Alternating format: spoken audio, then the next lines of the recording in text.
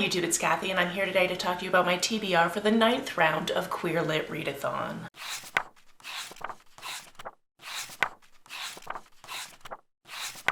Also, there's a good chance you can hear that my voice is a little bit scratchy, and that's because I have allergies and I hate it, and I took my allergy pills, but here we are, we're just gonna have to do it. If by chance you've been following my TBRs for this readathon in the past, I like to put as many books as it takes on my TBR to black out the entire bingo board, and this TBR is no exception. I have 10 items on this TBR, and if I read all of them, I will black out the entire bingo board. As per usual, my disclaimer is you do not have to treat the bingo board this way. You can treat it however you want. This is just how I've always traditionally tried to do this. And it's probably going to be somewhat of a challenge for me because I've been reading a little less since I took up cross-stitching last month, and that's taken over my life. Additionally, I don't think I have audiobooks for any of these, so that's a little bit of a problem, but let's just go through them. Also, I'm getting a lot of these from the library, so I don't have them to show you now because I'll be picking them up closer to the readathon, so I have them for the span of the readathon. I'm very strategic in how I pick up my holds from the library. And the first of those books is one of our group reads, which is Tinderbox. This is a nonfiction book about the fire at the upstairs lounge, as well as subsequent fights for gay liberation. This one obviously covers group read and nonfiction. It also covers a new-to-me author because I've never read anything by this author before,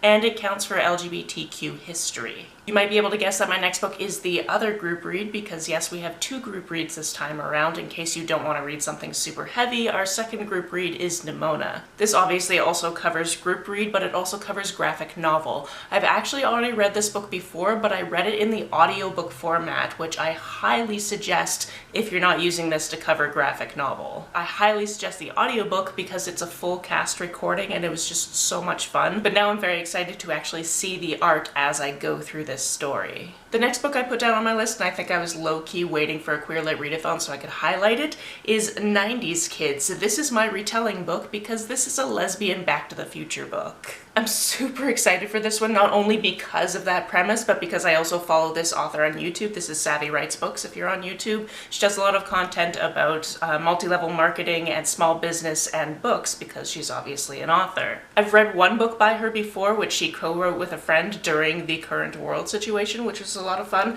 but now I'm excited to get into this. It's actually also signed because I'm a dork and I needed that to happen with lots of bookmark swag, which I also appreciate. And sometimes, even though I hate reading the synopsis, I will read it to you just so you know what the book is about, but I think that Lesbian Back to the Future probably covers this enough that if you're going to want to read it, you're going to want to read it and you don't need to read the synopsis. I'm looking forward to editing this and seeing if this is super shiny and I just have to put up a picture. Next is another book I'll be getting from the library, and that's Disintegrate, Dissociate. This is a book of poetry by an Indigenous author, so obviously it fits those, and it could also fit the new to you prompt because I've never read anything by this author before. All I know about this one is it is highly recommended by Beck, and I trust them. Next, for science fantasy, I'm finally going to read The Fever King. I've been meaning to read The Fever King for a very, very long time and just have not got around to it. From what I remember of the synopsis, because again, I don't really like to know too much, it's something about nanotechnology, but also magic, and that fits perfectly for science fantasy. Next we have this beauty, Lake Lore. I'm very excited for this one. I actually got this one in a trans book box. And I've also heard that the audiobook is amazing because it has the same narrator as Cemetery Boys, but then the other narrator is Vico Ortiz, who is Jim on Our Flag Means Death. If my library can get their act together and get the audiobook, because they don't have it, I checked, then I would love to tandem read this, like listen to the audiobook and read what's on the page, but either way, I'm excited to get into this. I enjoy A.M. McLemore's writing quite a bit.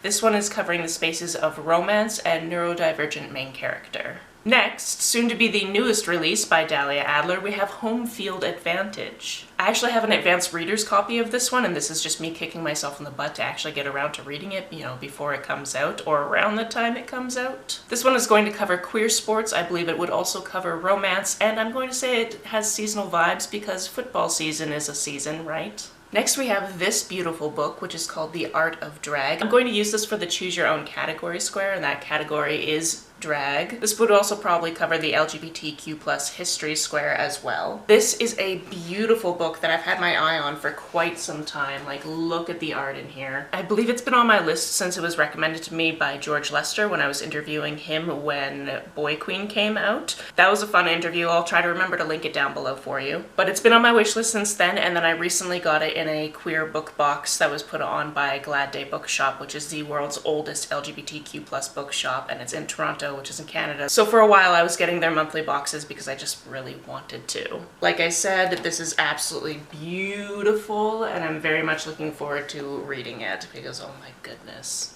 Yeah, this definitely covers history. Excellent. Penultimately, I'm going to finally read A Dowry of Blood. It's my understanding that this is basically Dracula, but make it lesbian. And I'm specifically reading this one for the messy queers because I'm interpreting that very literally. I guess this would also count as a retelling. I'm just going to read you the first line of the synopsis in case you've never heard of this before.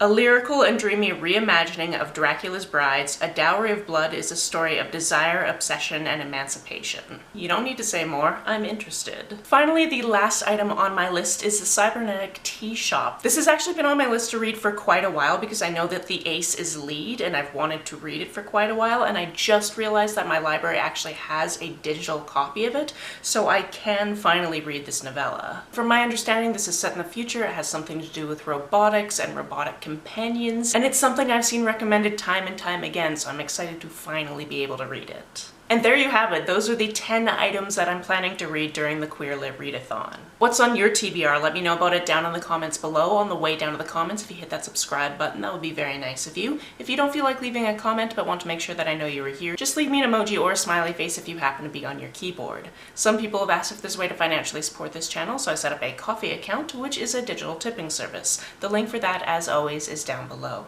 You can like and share this as you see fit, and I will see you very soon. Bye!